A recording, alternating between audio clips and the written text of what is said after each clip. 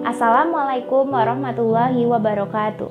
Saya Aulia Marsalina dari kelas 9B. Hari ini akan menjelaskan materi IPA mengenai listrik dinamis. Listrik dinamis adalah listrik yang dapat bergerak ataupun berubah-ubah atau juga biasa disebut dengan arus listrik. Listrik yang biasa kita pakai di rumah-rumah itu termasuk salah satu contoh dari listrik dinamis. Arus listrik adalah aliran muatan listrik. Muatan listrik tersebut mengalir dari kutub positif ke kutub negatif atau arah alirannya itu sama dengan arah muatan positif. Arus listrik ini hanya dapat mengalir pada rangkaian listrik tertutup saja. Rangkaian listrik itu dibagi menjadi dua macam. Yang pertama ada rangkaian listrik tertutup atau tidak memiliki ujung-ujung rangkaian. Yang kedua ada rangkaian listrik terbuka atau memiliki ujung rangkaian. Arus listrik ini biasanya mengaliri kawat penghantar tiap satuan waktu. Adapun jumlah arus listrik yang mengaliri kawat penghantar tiap satuan waktu disebut dengan kuat arus listrik. Satuan dari kuat arus listrik ini adalah ampere, berasal dari nama Andre Marie Ampere. Kuat arus listrik ini dirumuskan yaitu adalah I sama dengan Q per T, di mana I adalah kuat arus listrik, satuannya ampere, Q adalah muatan listrik, satuannya kolom, dan T adalah selang waktu, satuannya sekon. Contoh soal mengenai kuat arus yaitu adalah muatan sebanyak 7,5 kolom mengalir selama 30 menit. Berapakah kuat arusnya? Pertama kita buat terlebih dahulu diketahui muatan listriknya 7,5 kolom, selang waktunya 30 detik, ditanya berapakah kuat arusnya. Kita buat terlebih dahulu rumusnya yaitu adalah I sama dengan Q per T. Terus kita ganti Q-nya menjadi 7,5 kolom dan T-nya menjadi 30 detik. Maka I sama dengan 7,5 kolom per 30 detik. Maka hasilnya adalah 0,25 ampere. Alat yang digunakan untuk mengukur kuat arus listrik adalah ampermeter atau ammeter. Cara membacanya adalah skala yang ditunjuk per skala maksimum dikali batas ukur yang dipilih. Materi kedua yang akan kita pelajari adalah beda potensial. Sumber tegangan listrik adalah peralatan yang dapat menghasilkan beda potensial secara terus-menerus. Alat yang digunakan untuk mengukur beda potensial adalah voltmeter. Satuan dari beda potensial ini adalah volt, berasal dari nama Alexander Volta. Rumus beda potensial yaitu adalah V sama dengan W per Q, di mana V adalah beda potensial listrik, satuannya volt, W adalah energi listrik, satuannya joule, dan Q adalah muatan listrik, satuannya kolom.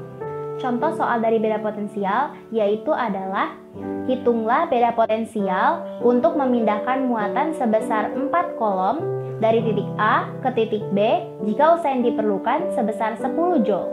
Pertama, kita buat terlebih dahulu diketahui muatan listriknya yaitu adalah 4 kolom. Terus energi listriknya yaitu adalah 10 joule, diketahui berapa beda potensialnya. Rumusnya itu tadi V sama dengan W per Q. Terus kita ganti W-nya jadi 10 joule dan Q-nya jadi 4 kolom. Maka V sama dengan 10 joule per 4 kolom. Maka V-nya sama dengan 2,5 volt. Materi ketiga yang akan kita pelajari adalah hukum Ohm. Arus listrik dapat mengalir pada rangkaian listrik apabila terdapat beda potensial dan rangkaiannya tertutup. Hubungan antara beda potensial dan arus listrik pertama kali diteliti oleh ahli fisika bernama George Simon Ohm. Hasil penelitiannya berupa hukum Ohm. Hukum Ohm menyatakan bahwa kuat arus listrik sebanding dengan beda potensialnya. Rumus dari hukum Ohm adalah V sama dengan I dikali R, di mana V adalah beda potensial, satuannya volt, I adalah kuat arus listrik, satuannya ampere, dan R adalah hambatan, satuannya ohm. Contoh soal dari hukum Ohm yaitu adalah sebuah hambatan 9 ohm dirangkai dengan baterai yang memiliki tegangan 6 volt. Berapakah kuat arus listriknya? Maka diketahui hambatannya adalah 9 ohm, tegangannya adalah 6 volt, ditanya berapakah arus listriknya. Maka dibuat terlebih dahulu rumusnya yaitu adalah V sama dengan I dikali R. Maka kalau ditanya I sama dengan V per R. Lalu V-nya diganti jadi 6 volt dan R-nya diganti menjadi 9 ohm. maka I-nya sama dengan 2/3 ampere. Materi keempat yang akan kita pelajari adalah hukum Kirchhoff. Hukum Kirchhoff pertama kali dikemukakan oleh Robert Gustav Kirchhoff yang dikenal sebagai hukum 1 Kirchhoff. Hukum 1 Kirchhoff berbunyi jumlah kuat arus yang masuk titik percabangan sama dengan jumlah kuat arus yang meninggalkan titik percabangan. Nah, rumus dari hukum 1 Kirchhoff ini adalah I masuk sama dengan I keluar.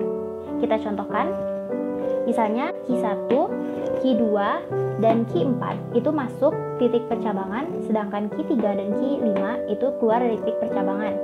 Sehingga apabila sesuai dengan rumus, yaitu jadinya Q1 ditambah Q2 ditambah Q4 sama dengan Q3 ditambah Q5. Hambatan jenis setiap bahan berbeda-beda. Bahan yang memiliki hambatan jenis besar, maka akan memiliki hambatan yang besar pula, sehingga akan sulit untuk mengantarkan arus listrik.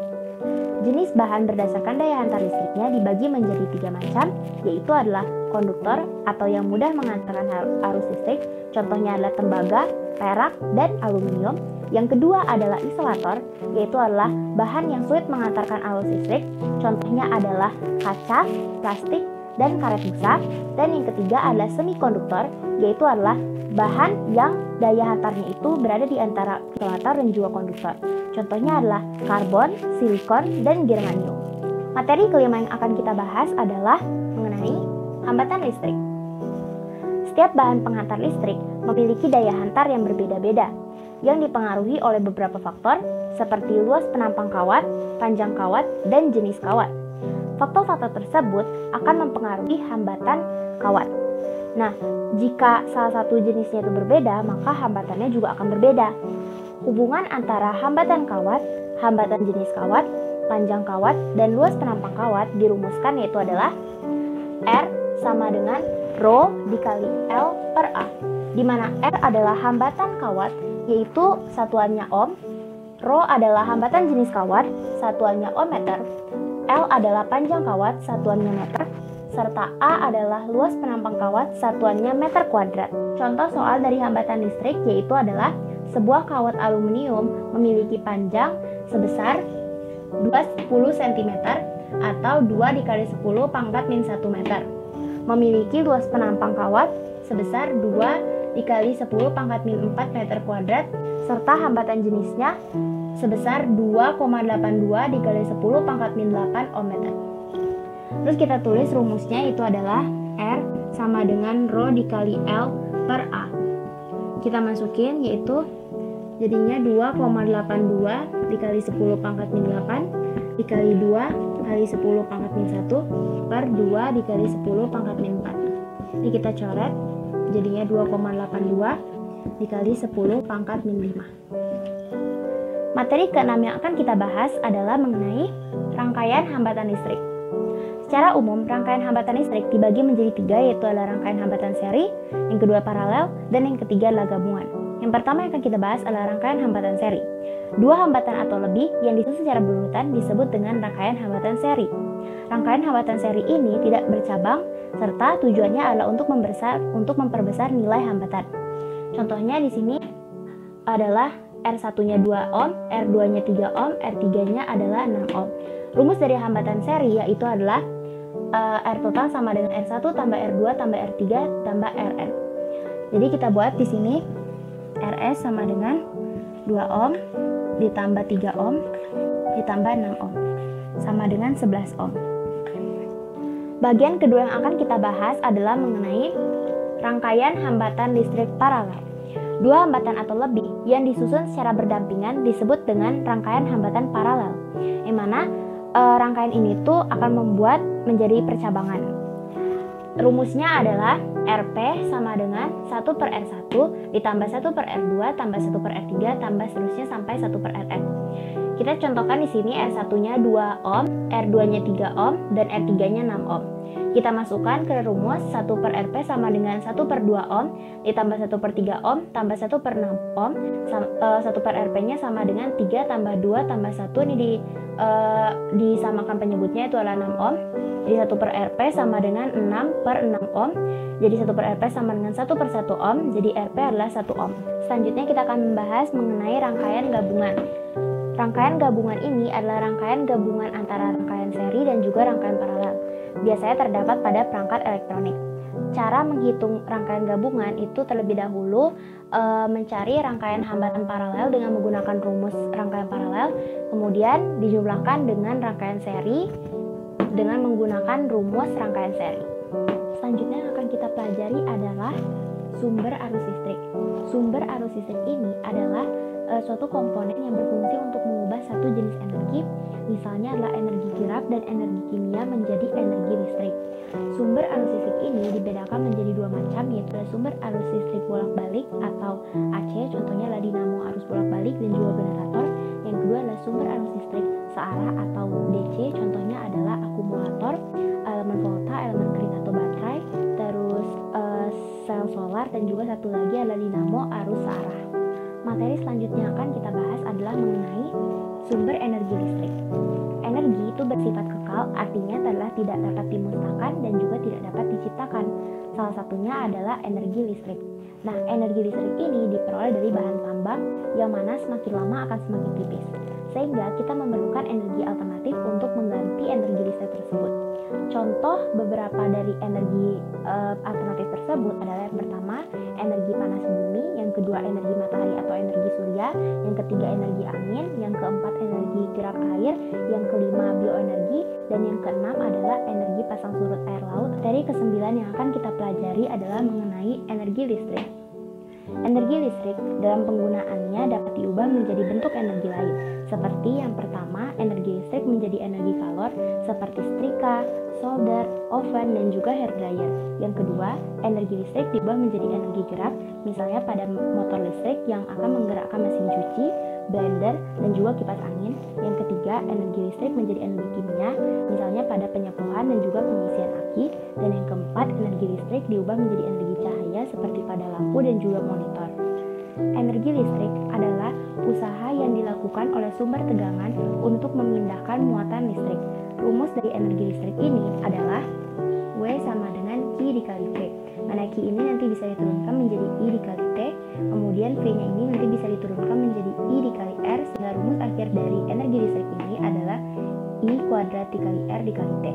Mana W ini adalah energi, satuannya joule, Q ini adalah muatan yang dipindahkan, satuannya coulomb, V ini beda potensial, satuannya volt, I ini adalah kuat arus, satuannya ampere, R ini hambatan, satuannya ohm, dan T ini waktu, satuannya sekon. Contoh soal dari energi listrik yaitu adalah sebuah peralatan listrik dipasang pada tegangan listrik sebesar 12 volt, arus listrik yang mengalirnya sebesar 750 mA, kita ganti menjadi 0,75 ampere, dan waktunya itu 1 menit, kita ubah menjadi 60 sekon. Ditanya berapakah energi listriknya? Jadi caranya kita tulis dulu rumusnya, W sama dengan V dikali I dikali T. Kemudian kita ganti W-nya 12 volt, I-nya kita ganti menjadi 0,75 ampere, dan T-nya menjadi 60 sekon. Jadi hasilnya adalah 540 joule. Seri selanjutnya akan kita pelajari adalah mengenai daya listrik. Daya ini menyatakan bahwa energi yang diubah oleh peralatan listrik setiap sekon. Nah, rumus dari daya listrik ini adalah P sama dengan W per T, di mana W ini bisa kita ganti menjadi V dikali I kali T. Jadi bisa kita coret, terus jadinya rumusnya adalah P sama dengan V dikali I. V ini juga bisa kita ganti menjadi I dikali R, sehingga rumusnya adalah P sama dengan I kuadrat dikali R. Ini juga kita bisa ganti menjadi V per R, jadinya nanti rumus akhirnya adalah P sama dengan V kuadrat per R, di mana P ini adalah daya, W ini adalah energi, T ini waktu, V ini adalah beda potensial, R ini hambatan, serta I ini adalah kuat arus. Contoh soal dari daya ini adalah sebuah rice cooker melakukan usaha sebesar 5000 joule yang dilakukan setiap 5 detik. Berapakah daya yang dilakukan oleh rice cooker tersebut? Kita buat terlebih dahulu. Diketahuinya energinya itu 5000 joule, waktunya itu selama 5 detik. Ditanya berapakah dayanya. Kita buat dulu rumusnya, yaitu P sama dengan W per T. Terus kita ganti P-nya menjadi 5000 joule dan T-nya menjadi 5 second. Jadinya dayanya adalah 1000 joule per second, atau dayanya 1000 watt. Materi selanjutnya akan kita bahas adalah mengenai usaha-usaha penghematan energi listrik. Contoh-contohnya itu adalah: pertama, menggunakan peralatan listrik itu secukupnya dan juga seperlunya, seperti dengan mematikan peralatan listrik itu pada saat tidak digunakan dan juga menggunakan peralatan listrik itu pada saat digunakan saja. Terus yang kedua adalah menggunakan peralatan listrik dengan daya rendah, misalnya dengan menggunakan lampu LED. Yang ketiga, membuat ruangan berjendela sehingga cahaya matahari itu dapat masuk ke dalam ruangan. Yang keempat adalah mencari sumber-sumber energi alternatif yang dapat diperbaharui. Materi terakhir yang akan kita bahas adalah mengenai cara-cara pencegahan bahaya penggunaan listrik. Cara-caranya adalah: yang pertama, saat menggunakan peralatan listrik, tangan dan kaki itu harus dalam keadaan kering. Yang kedua, apabila sudah menggunakan, steker itu harus dicabut dari stop kontak. Yang ketiga, jangan menumpukan steker itu pada satu stop kontak. Yang keempat, apabila ada peralatan listrik yang baru, maka ikuti petunjuknya. Yang kelima adalah apabila ada sambungan ataupun kabel yang terbuka, maka diusahakan jangan menyentuhnya dan juga diusahakan itu untuk mengganti. Yang keenam adalah diusahakan untuk memasang sekring, karena sekring itu berfungsi untuk menghindari kebakaran dan juga berfungsi untuk memutus arus pendek secara otomatis. Demikianlah materi listrik dinamis yang telah saya sampaikan. Semoga bermanfaat bagi kita semua.